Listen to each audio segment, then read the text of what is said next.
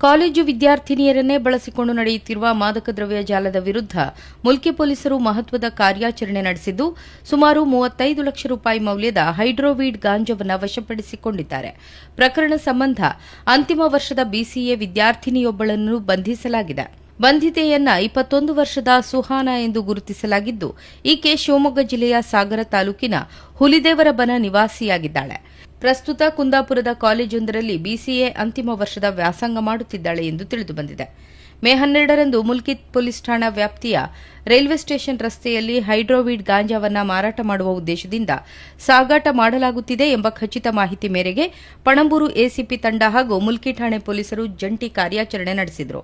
ಕಾರ್ಯಾಚರಣೆ ವೇಳೆ ಆರೋಪಿತೆಯನ್ನು ಬಂಧಿಸಿ ಆಕೆಯ ಬಳಿಯಿಂದ 1 ಕೆಜಿ 42 ಗ್ರಾಂ ತೂಕದ ಹೈಡ್ರೋವೀಡ್ ಗಾಂಜಾವನ್ನು ವಶಪಡಿಸಿಕೊಳ್ಳಲಾಗಿದೆ.